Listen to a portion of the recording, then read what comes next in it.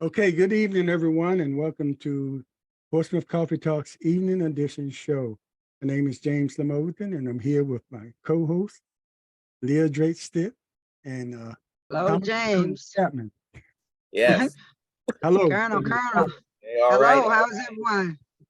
And Yes. we have a special guest here with us, Sheri Bailey. But before we get to her, and the Colonel will do his disclaimer, and then Leah will open up the conversation with her. And Okay, Leah, as sounds long as you good. can, hang in there. We know, we have a I, situation. yeah, So, I'll hang for a few. Okay. okay. So it's important that we do the disclaimer now, even more so. So the views are of this program are of the host and the guests and nobody else. That'll keep us out of Facebook jail. But because of the topic deals with people of color, we need to do that disclaimer so we don't get canceled out in today's society. So go on. Disclaimer, and you're so true. We're laughing, but Yes, strange Lord. things has happened, Stranger things have happened. trying to exercise your freedom of speech. Anyway, okay. Yes. Oh, good evening, everyone out there in Facebook land. It gives me great pleasure to introduce to some and to remind others of our guest on this evening, Miss Sheri Bailey. Sheri Bailey is the founder and CEO of Juneteenth, Virginia. She's also a playwright, and she has served on the Portsmouth School Board, as well as an adjunct professor at ODU and the University of Southern California. Sheri has brought a lot of historical events to this area, and we are just so happy to have her this evening on Portsmouth Coffee Talk. Sheri, welcome to Portsmouth Coffee Talk. I appreciate the invitation, and I'm happy to be here. Wonderful. So Sheri, tell us how and when did you start Juneteenth, Virginia? 25 years ago, Your sound, is it just on me that is low, or is it on everyone? Yeah, go ahead. It's just a little okay. Yeah, go ahead. I'll talk a little louder. How about I talk a little bit louder too? Perfect. Okay. And Like you're on stage in a play. There we go. 25 years ago when I started Juneteenth here, it was June who? June what?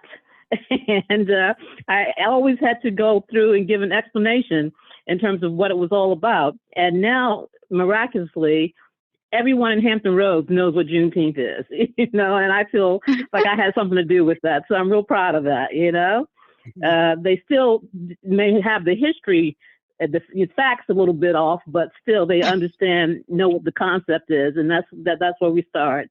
And, here in Virginia, this part of Virginia, Hampton Roads, who we are as a nation today in 2023 started here in Hampton Roads. And that was when the English finally were able to set up the permanent colony at Jamestown. And they had been trying for like about a decade in front of that before they finally managed to get it done. And once at that point, then 12 years later, we get the Africans from Angola who joined the colony primarily as the indentured servants who worked their contracts, gained their freedom. And went, free, although being black free was different from being white free by a long shot, we know that. But they did, gain a certain amount of autonomy. And so I see the black middle class, they were the ancestors of the black middle class and those free blacks. And nobody talks about that except for, black folks. And that's why it's so important for us to be able to, be responsible and be the stewards of this history. Because when we tell the history, we tell it from a more organic, healthier perspective, a more positive perspective. Nobody was talking about black folks being in the middle class until the 19th century. But, that's just not the way it worked. And you can see the evidence of that over on the peninsula, where you have all of these folks who are scientists and, breaking, kind of breakouts in their fields and so forth like that. So we know that there's been a strong black middle class from, centuries ago, and we need to be able to share that information with our folks because people don't know. They don't know, and when they don't know, hurts them because if they knew this, they would have a sense of pride, and they would be, going to like keep up with their ancestors in terms of like achievements. And so they need to know this information. And I feel really fortunate that I was born and raised here, because this is an opportunity for me to be able to give back to my community. And I feel like, this is the best place to be able to do that. Mhm. Don't get me started, because, Yeah. I can keep going. Well, so we want to inspect the part you said, and of course you were here last year, and we talked about it. But what you said today, the history has been kind of distorted about what really went on. I mean, we heard like a cookie cutter history of Right. how everything went down in Texas, but it was a lot more to it than that, because they actually knew, they knew the slave owners, that the Right. Emancipation Proclamation had been passed by the president, but they were just holding on, just holding on. And Exactly. something else I heard, if that hadn't happened, because they were trying to push slavery all the way to the West. I mean, they would have had slavery all the way in California. Yes, indeed. But That was the goal. That was the goal. And it was. that's why they were holding on so much in Texas, because they didn't want to let Right. that. Talk about that and the history we've been given. Of course, it's mostly talked about the celebration, and of course, we're glad it's a national holiday now, but we want to make sure people get the right history and knew exactly what was going on down there. It wasn't like, it was said that they voluntarily let the slave go once they got the word, the slave owners I'm talking about, but it was at gunpoint. Right, exactly. And, it's interesting because the history of when the whole thing started in terms of Juneteenth coming about it all started with Robert E. Lee's surrender on April 9th, 1865 at Appomattox. Once he surrendered, federal troops fanned out across the country on horseback, delivering the news that slavery had been abolished by the Emancipation Proclamation. And wherever they got to, there would be a celebration in that neighborhood, that community. Freedom Day, Liberation Day, Victory Day, all of those, freedom names. And those holidays became annual events in those communities. And so, the reason, so when they got to, when Granger's soldiers got to Texas, Galveston, on June 19th, because of the date on the calendar, that's how the term Juneteenth came about. It was, but every place where they stopped had a holiday. And in Texas, it became Juneteenth after a couple of years, actually. But after Texas, they went on to Oklahoma, and they had the 5 Indian nations who, put down their swords in terms of fighting. And that was another event that we claimed under the title of Juneteenth. So, because that was June 14th, 1866, that happened. And so, that's another kind of Juneteenth event there. And so that was happening all over the country. But what made Texas so special is that Major General Granger got there with about 3,000 colored troops, and they were dressed to the nines. They were in their parade dress outfits, and they came in there like a battalion, celebrating the fact that they were there to spread the news. And they read it was Order Number 3 that was read to the crowds, and not the Emancipation Proclamation at that point. And because they came in with such flash and dash, it created a whole uproar. Everybody was like, "What is going on?" And at that point, the news was delivered, and the celebrations had begun. And in terms of how slavery ultimately ended, it was it was a piece by piece thing. Some families decided they would stay. Others decided that they were going to leave.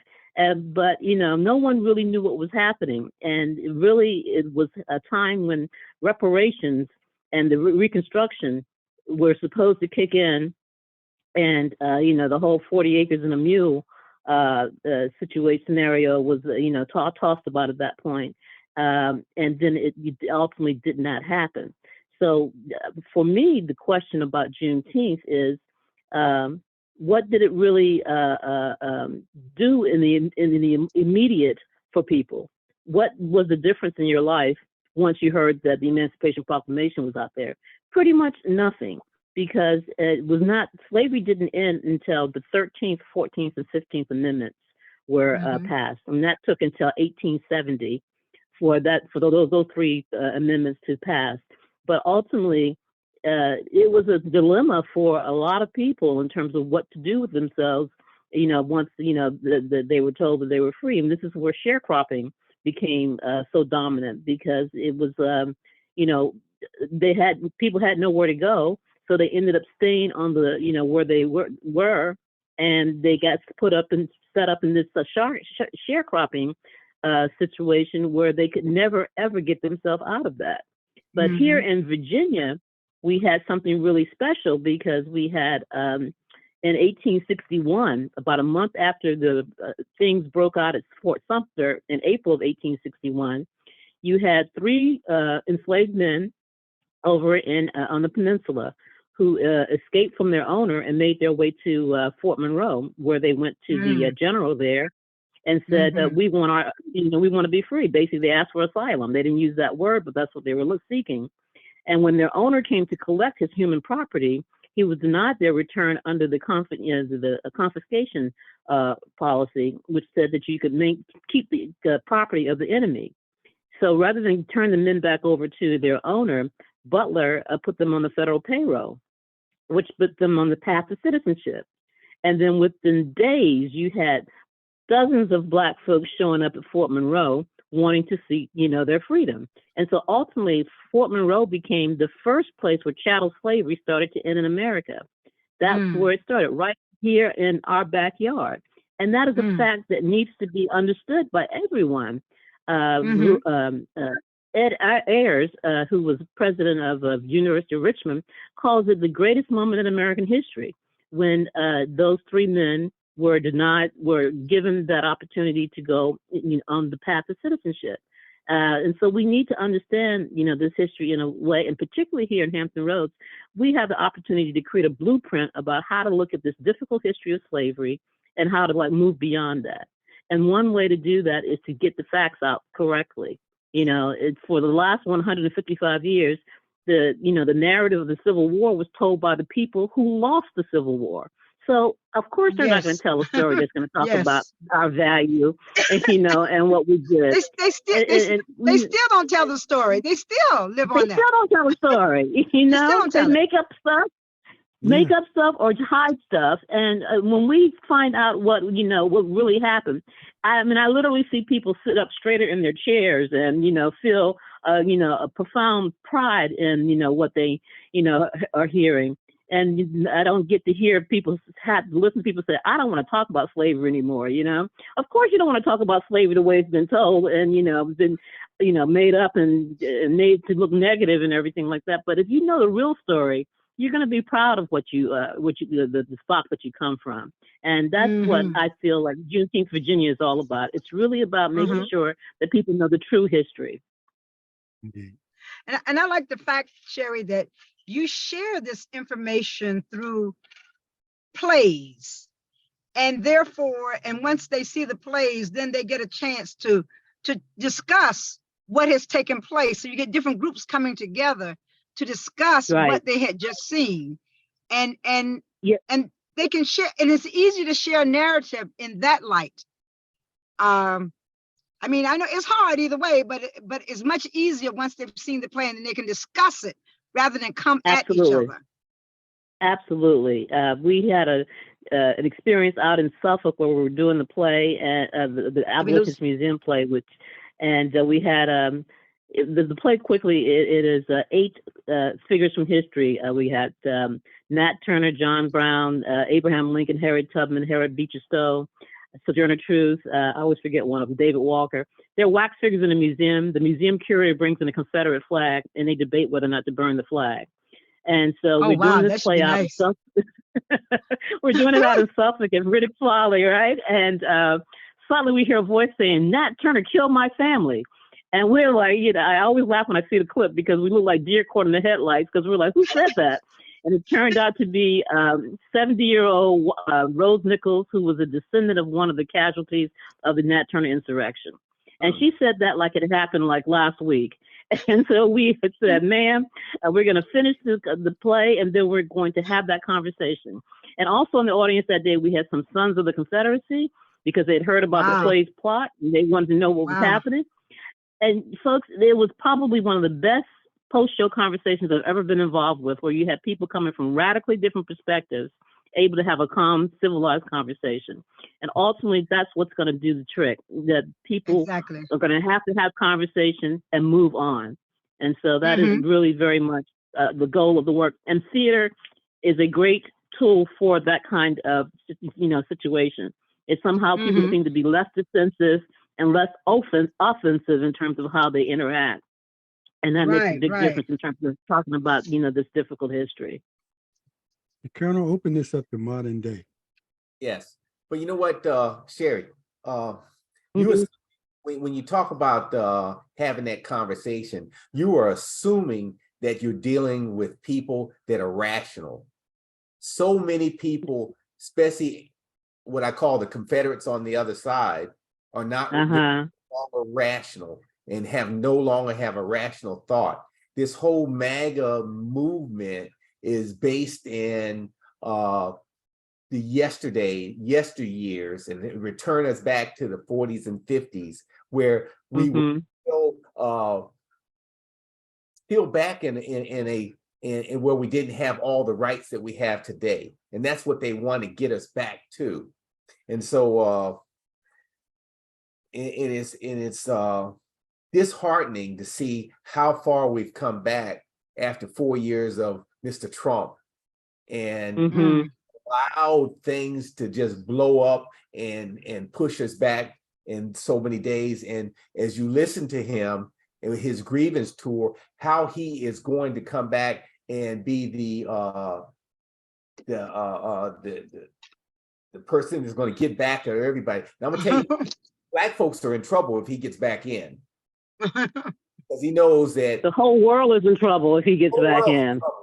Yeah, because Black folks had the black vote was 94% against him, and so that is a whole, anybody of color, Hispanics, everybody, you ain't gonna get nothing from him. He is going to lock us down, and we're going back to slavery if he gets back in. It's going to be a whole lot of mess. So I as agree with that. I mean, yes, go ahead. we've got a lot of dangerous things coming up here. AI, artificial intelligence, is going to Yes. kind of whip us all. It is no joke in terms of what's going on with that. And we are already a nation that is really kind of hooked, addicted to social media, and and not really well prepared to ask the right questions, or to think, ask the right questions about what this all means.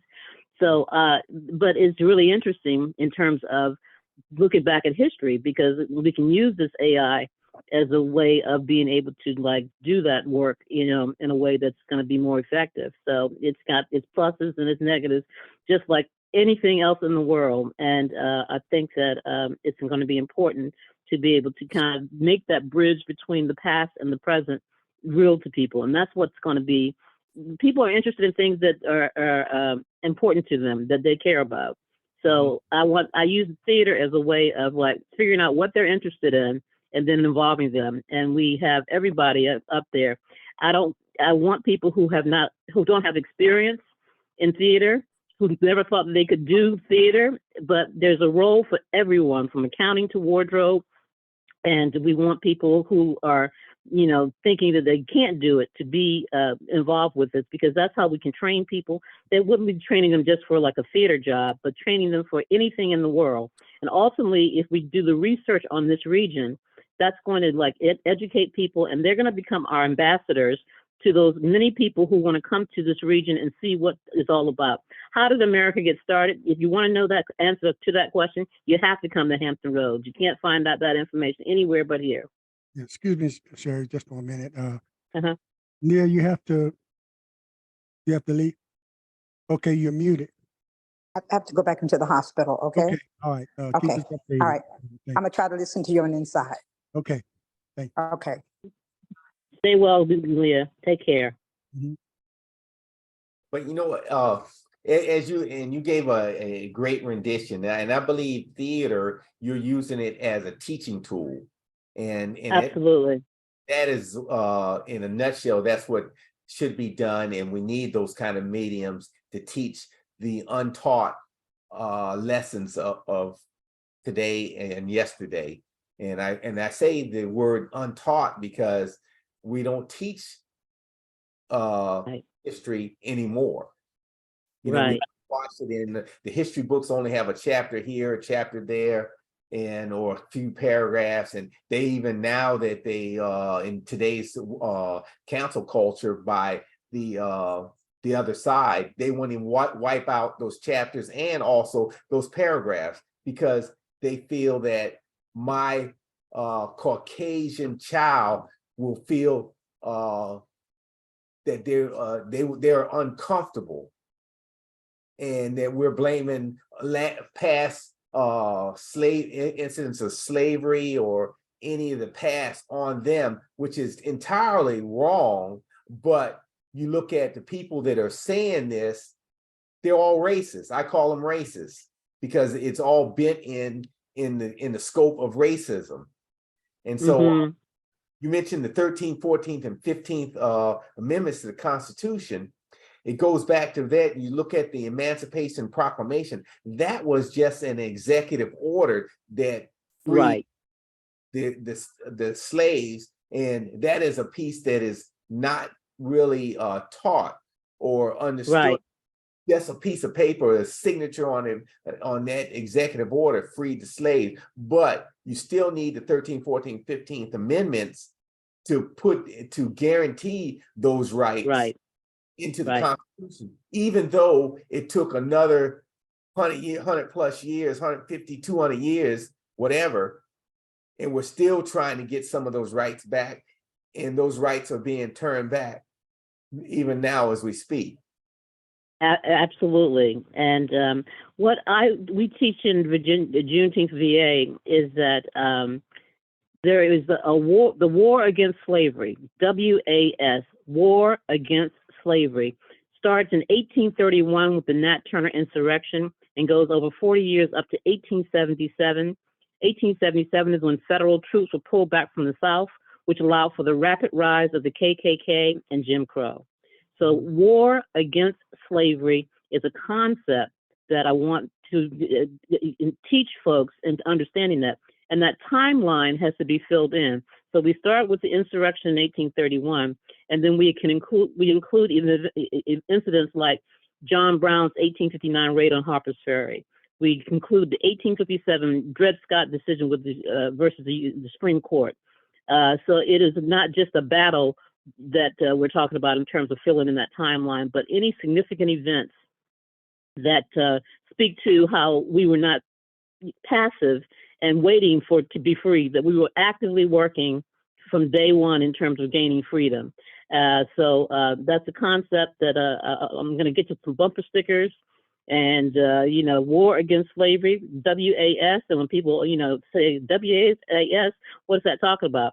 You guys are going to know and be able to help spread the word there. And that's a thing that we're going to be doing at this the festival this year, is starting to fill in the timeline for what the war against slavery would include. And, again, that becomes a way of like bringing out the history that is so positive in terms of who we are and how we fought to get to where we are. This area was a major stop on the Underground Railroad because of the waterways. And so, our young folks need to be out in boats on the water, documenting this stuff. And then we take this back into the theater and we put it on stage and we have conversations about it. So this is the dream here. And I left after high school, never to return because I thought it was so boring here. And I hear a lot of folks say, you know, they're going to leave and they're not coming back. And I believe that if we can really make these connections from the present to the past, that we're going to start keeping people here, and they're going to be people who want to come here and be a part of, you know, this renaissance that we can effectively head up. We, you know, the blueprint is here. All we got to do is, you know, like dust it off and, you know, use it. And I think that's where we are in terms of energy now. And I hope that we can, I'm so gratified to see all of these Juneteenth events all over the region. You know, I think that last count, almost 40 events happening, you know, in Hampton Roads, you know, with Juneteenth. And, you know, many a time I've had Juneteenth events where it was me, myself, and I. And so, you know, this is like really just kind of a wonderful, exciting thing to see all of this. But it has to mean something. It has to be a celebration of freedom. You know, a freedom that we Yeah. have now the way we know it. And it's so strange. It seemed like maybe 70-some million people were hibernating and missing out on all the progress was being made by people of color and Black people. And all they needed was their Messiah to step up and say what they were thinking. And they just woke up. And there's that word woke, but they woke up. They don't like to use woke, but they woke up and started following this guy. And here we are, treading backwards. You know, the Colonel said he jumped in his pool today. So I don't know if you learned how to tread water backwards, Colonel, but Yeah. if you want to learn, you probably go to one of those MAGA folks and they can teach you. But anyway, it's amazing how we go from you know, the Juneteenth, you know, freeing of the slaves, and here we are now trying to celebrate something that should be remarkable, and it is remarkable, but we're still fighting that same element we were fighting back then in the 1800s. You know, James, Yeah, and it's important to do that. you know, and also, you know, Sheri, with my Sankofa group, my kids, we celebrated Juneteenth for the past 20 years, but we did it as just a small nucleus group. So we were just so happy when you brought it to the community, so the community could participate as well and to know about Juneteenth. I started Juneteenth with my group after my visit to Texas one year to the Juneteenth celebration that they had there in Texas. And inevitably, I came back home and took the kids to Emancipation Oak on Hampton University's campus so they can know that the Emancipation was read right under that tree on the Hampton campus. But you know, I also took them to Nat Turner's Trail so that they could experience the area in which Nat Turner went about, and when he went about doing what he had to do, So history is very, very important. And it's important that I'm glad that you're here so they can learn history the right way, you know, because you have to learn it the correct way.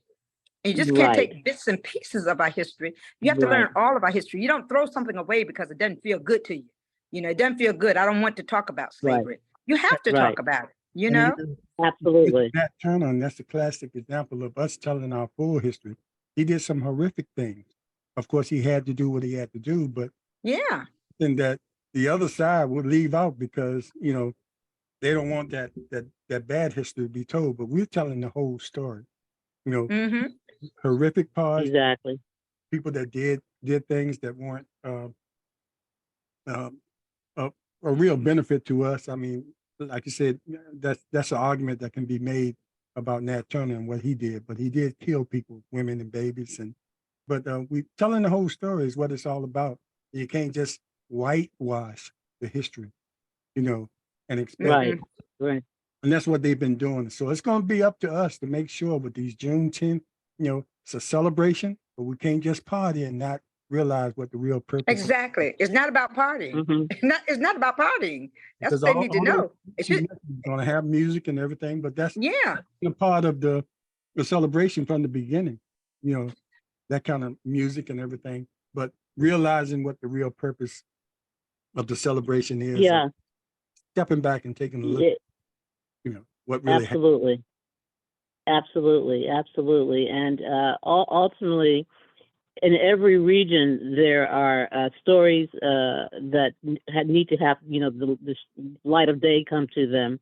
But here in Virginia, and I'm going to sound like a broken record here, but in Hampton Roads, again, it all happened here in terms of, I mean, over 2/3 of all Confederate battles were fought here in Virginia. You know, the founders were basically Virginians, from Jefferson and Washington and Patrick Henry and so forth. Like, so it was Virginia culture that really kind of defined how slavery grew in Virginia, grew here in this country. And, you know, slavery is an institution that was built one law at a time, going to court. People would, you know, have grievances. They go to court and they would be ruled against. And that's another brick in slavery's building there. One of my most just kind of egregious stories is back in the 1640s, you had John Punch, who was a black indentured servant. He and two white men ran away. They were captured, given a trial. The two white men got a sentence that they worked and went free. John Punch got servitude for life. Same crime, everything. Same And thing today. that is it's exactly the same thing happening today. Yes. So, you know, and now we go and do the research and we got the facts in front of us, and we go back into court and we get, you know, our, you know, rights set up properly and so forth like that. But we're fighting the same battle we've been fighting for over 400 years. Yeah. And so, and people need to recognize that, and they need to recognize our successes with all of that as well, because when you don't know about the success, you only focus on the negative, that doesn't do anybody any good. So, you know, again, it becomes important. What you do with those children is so important, because that's the key. That is the key. They have to be taught. They won't know it unless we teach it to them. Mhm. And Well, go ahead, Colonel. I'm sorry. Go ahead. Well, you know, and it's important that we talk about this, because I'll use the context as they are coming after us. They being what I call the modern day Confederates, or this white population, or Trumpers, MAGA, whatever you want to call them. Right. And in the context that when they get done with us, or while they start to come at us, meaning people of color, they are going to come after you, the white population. So yes, and so so when I say they come after you, they've already come after you, because one, they've got the Supreme Court where they overturned with the Dobbs decision, Roe versus Wade. So they've got basically of having rights for you to have control over your own body. So if you're living in one of the southern states, basically, if you were a woman, you were enslaved to the man, because you don't have any say-so of your own body. Right. Past that, even today, actually yesterday or today, the Southern Baptist Convention said Bless their heart. yes, they said Yes. they no longer want to recognize churches that have women at the head. They are coming after you next.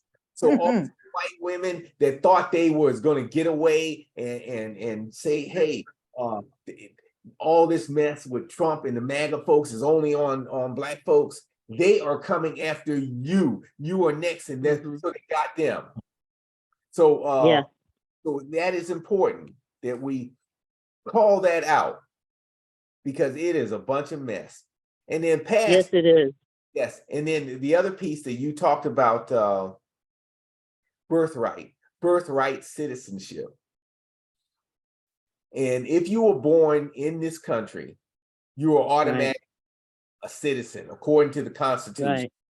You have the leading member of the Republican Party who is going to win their primary and is going to challenge Joe Biden to the presidency and may win, says he is going to rip up the Constitution and says that is no longer a valid point for birthright citizenship. Oh, only if you are black or brown. Right. So, only if you were black or brown. Right. So you have to listen to what he is saying and what the rest of the Republicans are right behind him because they go in lockstep with him. So they are also in tune with him. And so they are all one. You know, and the bridge between the past and the present is very, very clear. Yes. And it is important to be able to, but as clear as it is, a lot of people still can't see it. And so that becomes, you know, the work that we're doing in terms of just kind of waking people up. You know, we can use the word woke too, in terms of like, you know, wake up. And I mean, isn't that from Spike Lee's School Days or something, when he tells them to wake up? But the good part about it, Sheri, we know what it means to woke.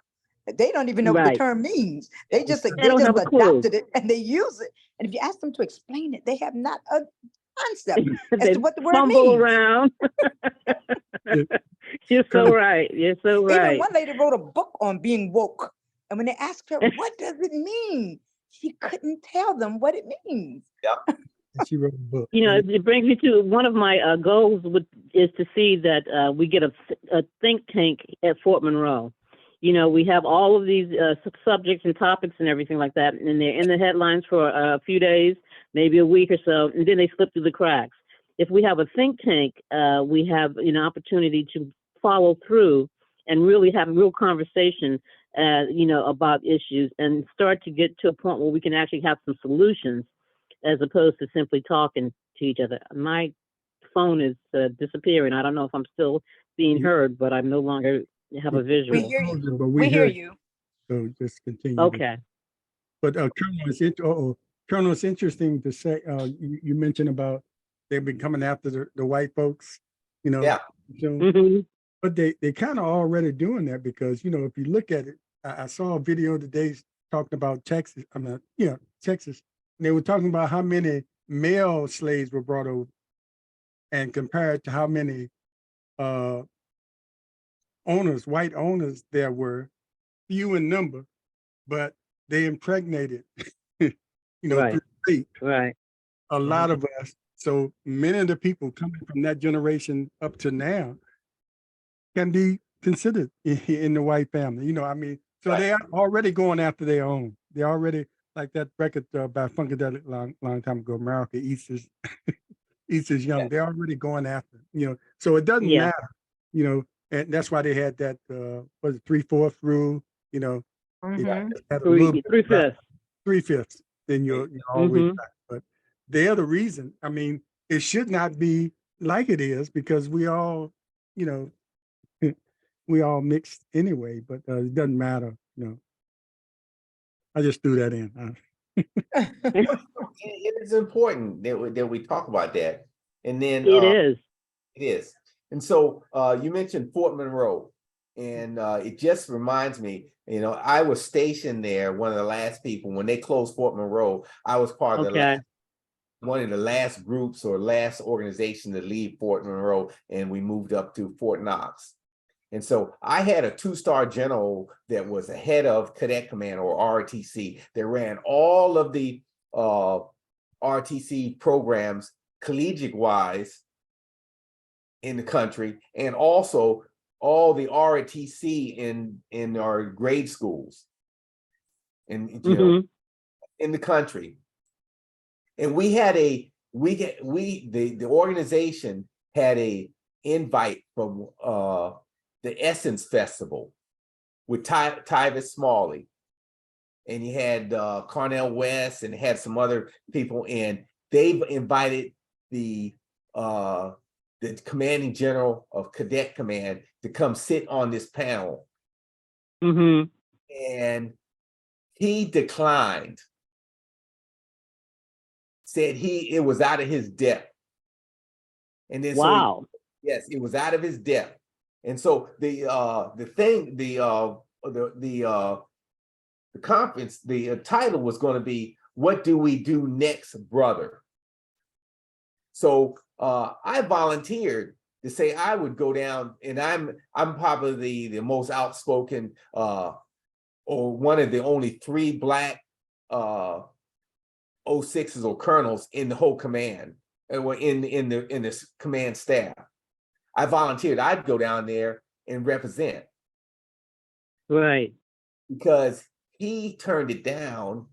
He says, no, nobody can go. So we turned down that opportunity. Lord, Wow. after you turn back the onion, he was cutting back money for HBCU schools. And until Mr. Vance over in Hampton got an anonymous call, said this was happening, and he made an anonymous call to somewhere else. And I'm not going to say I know the anonymous caller. They got their funding back. But this 2-star general, even at that rank, Right. anti-Black folks in charge of this. So it is that stench has perpetrated on all walks of society and even in the military everywhere else.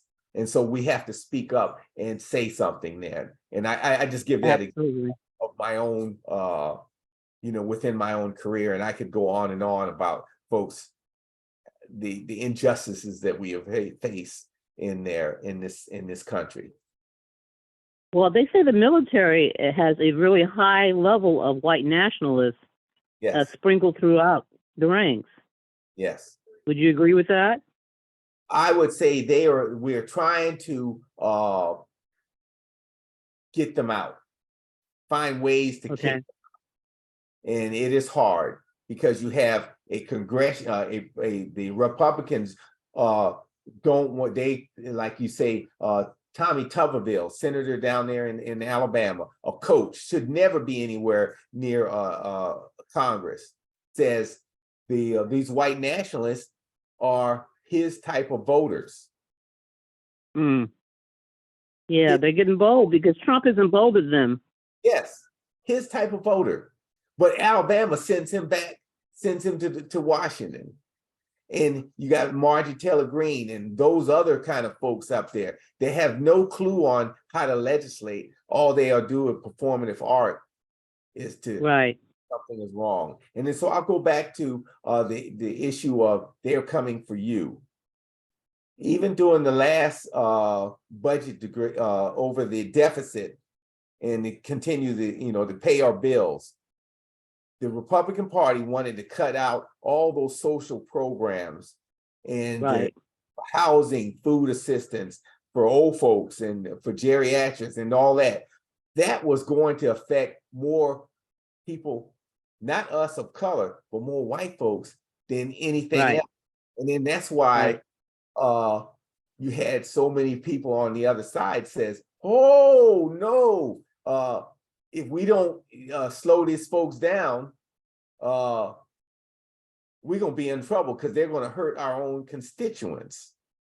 Right. Why you got Joe Biden got that bipartisan bill cross the thing. But now on the regular appropriation bills that's coming up, which will be due in October 1, we'll be right back at there. They're trying to cut those budgets again. But this time they have to name the budgets that they want to cut rather than just take a percentage off the top. And they take a percentage off the top, then they can blame the Democrats. But now they'll have, since the House allocates the money, they have to name where they don't want to cut, where they want to cut and where they want to spend money, which is in defense. And when you say defense, I spend for a building that I don't need. Well, the whole budget conversation is one that most people didn't pay any attention to. But for me, it just kind of pointed out how just alike the RNC and the DNC are. They're both corporate interests. And, capitalism is in direct conflict with democracy. Capitalism is about profit. Democracy is about people. And when you put them together, you have to be really careful in terms of how you structure that. And we haven't figured that out yet. It was so telling was the fact that they're talking about looking for cuts and everything like that, but not one side talked about that 17% tax cut that they gave themselves. Not once did they mention that. Instead, they're talking about making people who get food stamps have a work a lot, requirement. And it's ridiculous. It's really hypocritical. And, again, if people learn the history, they'll see the same same scenarios from the beginning to now. And I mean, that hit play Hamilton is really, telling the story of, how we got, the Federal Reserve set up and everything like that. But they put it in, with some songs that, catchy tunes and so forth like that. And people actually listen to it. So there are people who have learned a little bit about how American government works from a Broadway play. And that's, again, what I think the theater, has that advantage of being able to reach, a diverse audience of people who then will be exposed to things that they've never even thought about. And if it takes a little song and dance to get them interested, I'm ready to do that. I'm happy to do that, But Sheri, getting back to Juneteenth, what do you have planned for Juneteenth? So for all of us. We're going to be down at the Emmanuel AME Church, right there on North Street, which was a stop on the Underground Railroad. Yes. And we're going to start kick off on this coming, the day after tomorrow, on Saturday, the 17th at noon, with our activities and so forth. And we've got, what we've got going on here? We've got a replica of the contraband boat that was used in 1861. We have a replica of that we've had for a couple of years.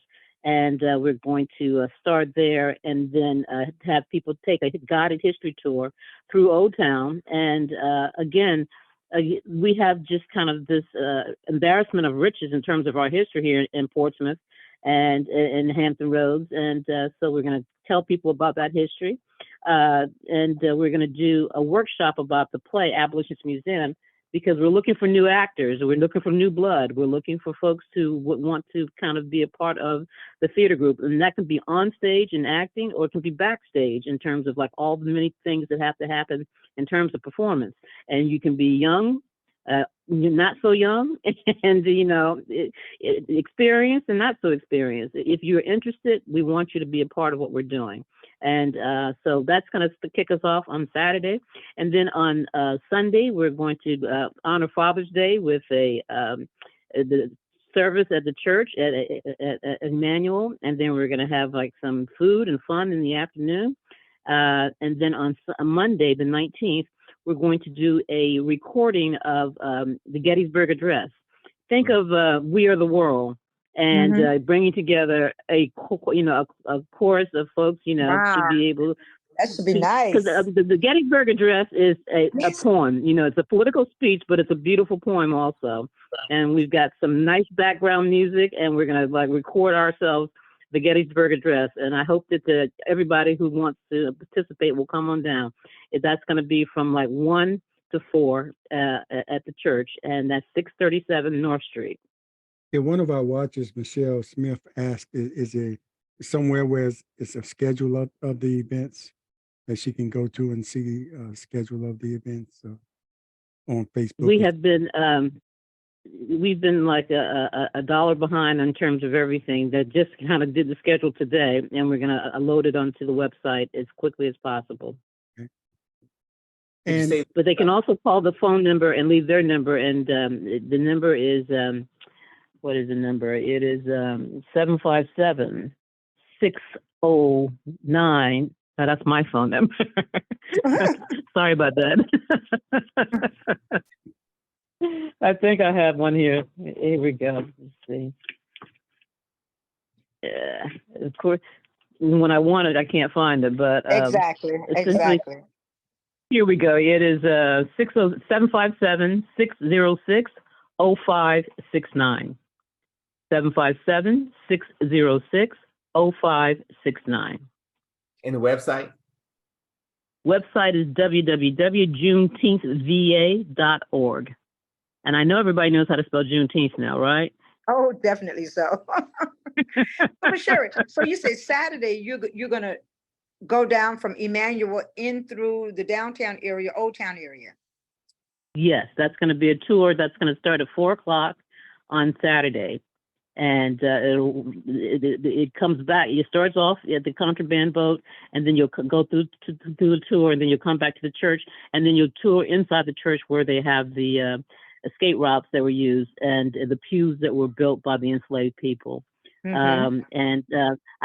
I've been on that tour, and the spaces are so small. I can't They imagine are. how They people are got. Are they small? very It's like, small. what baby got through here? You know. The Colonel and I, But the Colonel and what I, was that? Colonel and I, we can forget those. Yeah, I'm yeah. Don't telling you, even try. I said they probably were underfed because I could not imagine anyone of any size getting through those Right. areas. I'm just like, how did that happen? You know. Uh-huh. So, Want to be, yeah. So But it is a great tour want to be at free. yeah. Emmanuel Church. It is an excellent tour. Yeah. Yeah, it really is. I mean, and to have the gift of his history, I find out I feel so blessed and fortunate because this is unique. Nobody else in the country can claim to have basically be stewards of the birthplace of America, and we can. Exactly. And I want folks to appreciate that. That's not insignificant. That's very significant.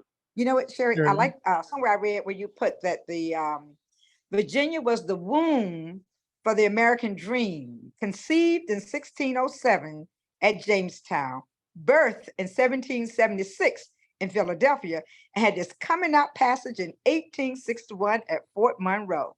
That's the whole history right Amen. there. That's the history. There it is. That's the history right there. Huh? There it is. There it is. Where'd you see that? Oh, I've been searching you. I've been researching you. You obviously have. Now I'm nervous. Yeah, No, but I sure. said that's the entire story. That's the Yeah, story. yeah, Yeah. yeah, Uh-huh. and we should be proud of it. And because it redefines the whole scenario. When we Yes. try to talk about systemic racism, what does that mean, and how do you get to it? I mean, an example in my mind of systemic racism is how the healthcare works in this country. Mm-hmm. You get Medicaid or Medicare, and it doesn't include vision or dental. Yeah. So And the most consequently, everybody's walking around with raggedy mouth because you can't afford to go to the dentist. exactly. I mean, to me, that is what systemic racism is all about. To set up Exactly. a whole health program where you don't heal the person completely. You don't do from top of head to bottom of foot, kind of, And inclusion. And why would you leave out your ears, your mouth, and your eyes in terms and of being physically and fit? and Sherry, bad teeth can cause internal problems. It can cause All sorts heart of stuff. attacks. It can cause all kinds of Right, problems within your right, body. Yeah. Hard issue. exactly.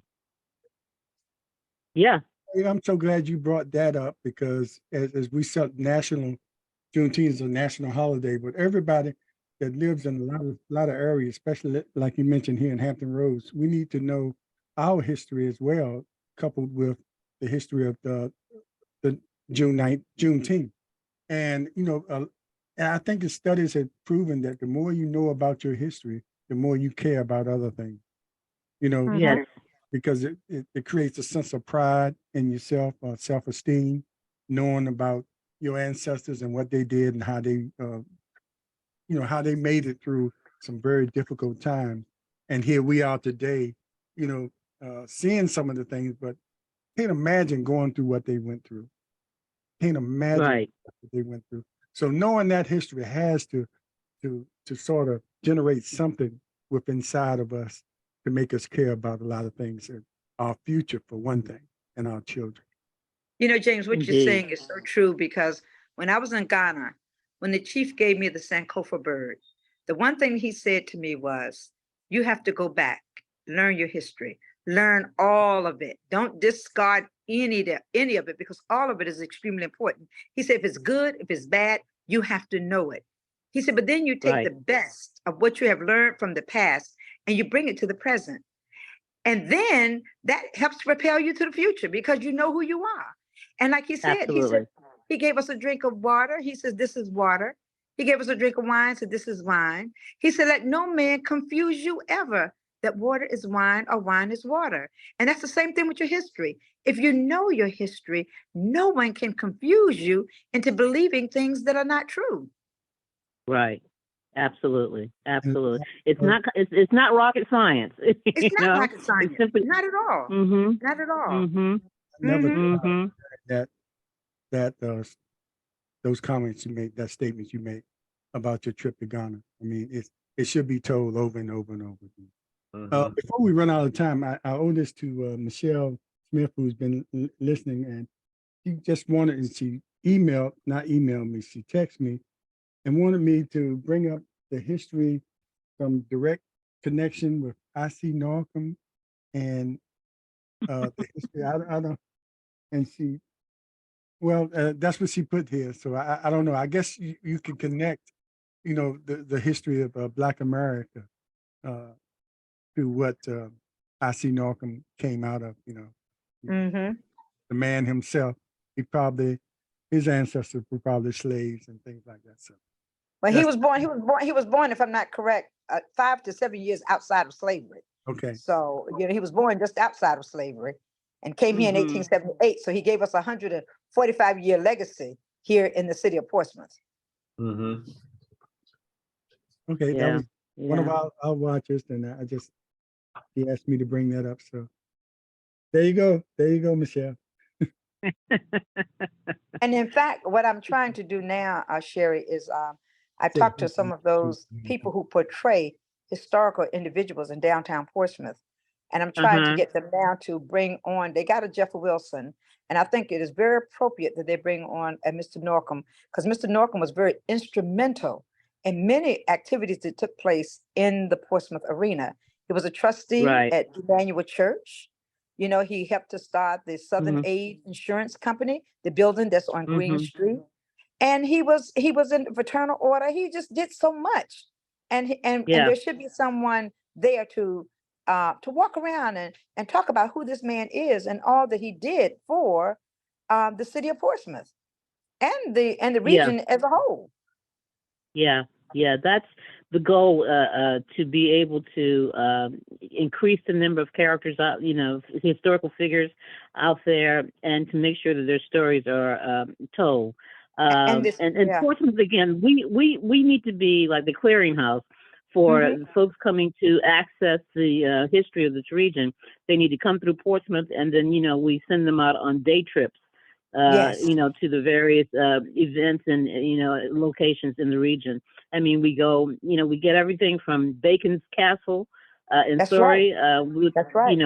Again, of course, the Dismal Swamp was Mhm. I call it the first interracial neighborhood, because once you got there, whether you were white, African, or native, you were there. They were called maroons.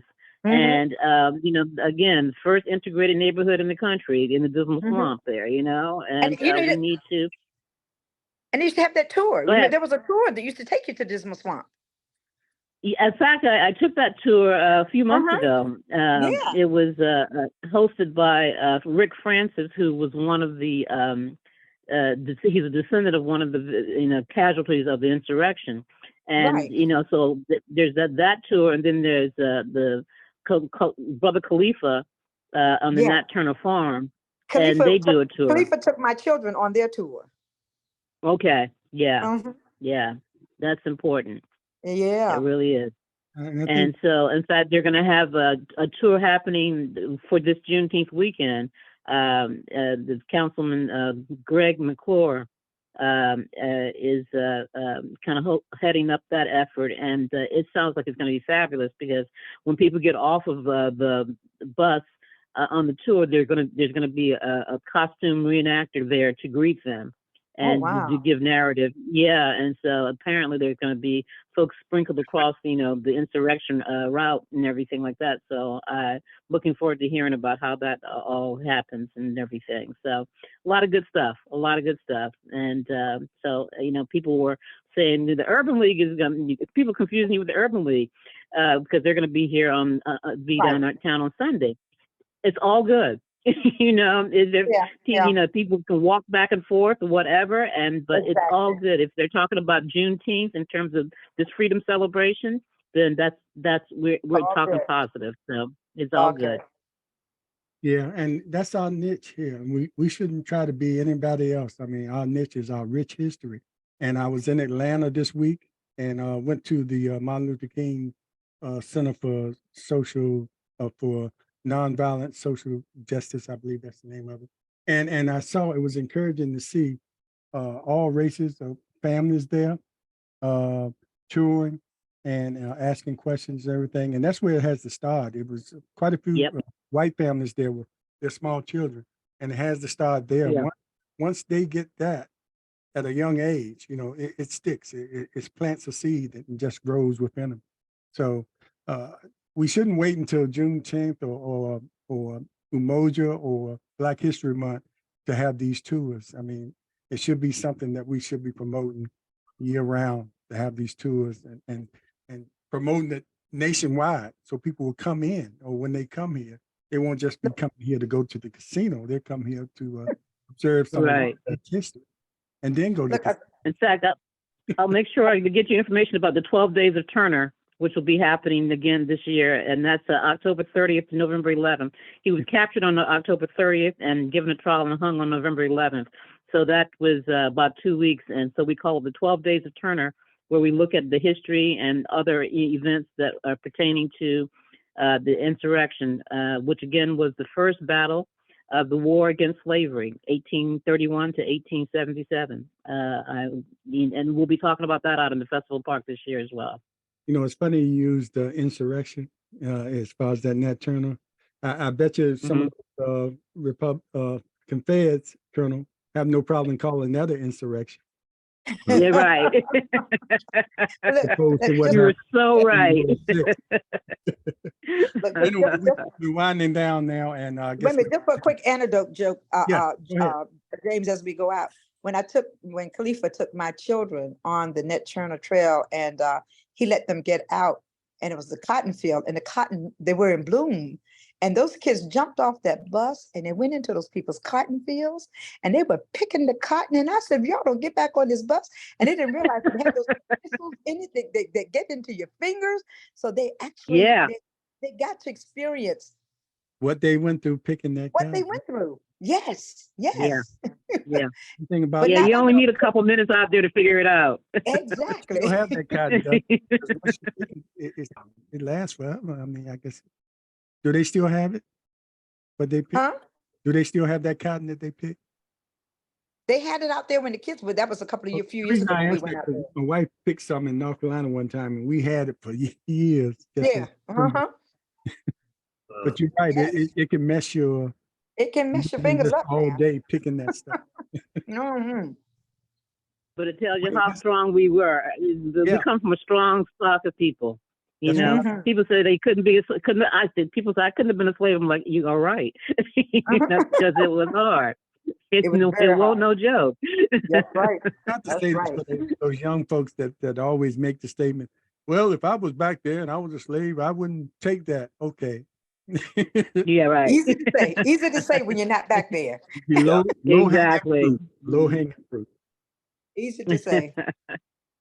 But anyway, I just, when I heard the young folks say that, I think they should study their history a little bit more before they make those statements, and know, because those men were no weaker than they feel like they are today. They were strong men back there, but being in that kind of situation, you either had to bow down or suffer the consequences. And sometimes right. the strongest men had to bow their head because they had people that were dependent on him. They had families, and Exactly. you have to think about that. So Mhm. out there making those statements, Yeah. I was out there, I wouldn't take it. We'll get in the time machine and go back and see what happened. Anyway, I just Back to the future. Listen, it just and gets see how me when tough I heard him make those see how statements. tough you really are, huh? See how Yeah. tough you really are. Okay, any other last comments from the host, and then Sheri, you have any last comments to say? You know what, James, I keep coming up with these little stories, but Sheri, when I went through they call the slave castle in Ghana, after seeing the movie Sankofa, Uh-huh. and I got inside there. At that time, Ghana, the electricity would be on for so many hours and off so many hours. And when we got Mhm. inside, the electricity had gone off. So Right. it really gave you that eerie feeling Being a- that Right. going through there and how rough Yeah. the road was that they had to walk. And we had shoes Yeah. on. It was hard to do. And I just can't Yeah. imagine someone who in their bare feet naked, having to go through that channel there. It's just, Right. it just does something to you. You know, it just takes a Yeah. lot out of you. It really does. Yeah. Yeah. And yet everybody needs to be able to have that experience. Yes. You know, Yes. they Yes. need to. People go home, they go back to their motherland, their homeland, and we need to learn how to start doing that for everyone, you know? Exactly. And, Exactly. you know, so again, another pitch for Fort Monroe as a think tank. That would be, I think, something that would, again, give this region some self-respect, and, you know, because it would be an honor, and, you know, we would be working towards solving the problem. I'm very much in terms of like creating tools that can solve problems. I'm tired of talking, just talking, Yes. you know, enough talk Yes. already. Yes. Yes. I agree. I agree. All right, let's get out there and do that. So I Get out, hope I see make you it happen. guys down at the park. We'll be down there. I'll see. Right now, I got this medical situation going on. I got to see how that goes. If that goes well, I Okay. definitely plan to come down. I look So forward to it. thank you. Thank you much for that. Appreciate the opportunity. Like I said, I can talk about this all I talk about it in my sleep apparently. So better That's to the do it with you passion. guys. If you talk about it, you see, that's the passion that you have in reference to it all. It's Yeah. all about the Yeah. passion. Yes. Turn your Uh-huh. TV on when you sleep. You might be missing out on some very important information while you sleep. You know, you might think sometimes you sleep, you think of things that you don't think about when you You concentrate really do. You really do. You're right All the about that. time. Yeah. all the time. All the Mhm. time. Well, thanks again, and we Yeah. appreciate you. And Horseman Coffee Talk is here for our voice. And Our community. Amen. Sure, we salute you, honey. We salute you. And thank you so very much. Thanks for I appreciate it very much. Thank you guys. making us aware of Juneteenth. You know, because like I admitted last time, I had no idea as a grown man, you know, about Juneteenth. Mm-hmm. So you start Mm-hmm. bringing it to our attention years ago. So we appreciate it. No more June who? June what? June 1-0. What's What going are on? we talking about? Anyway, All right, you folks. I appreciate it. Thank you. Thank you so very much. Peace and blessings. Yes. Peace and blessings. Stay Okay. well. All right. Thank you. Bye-bye.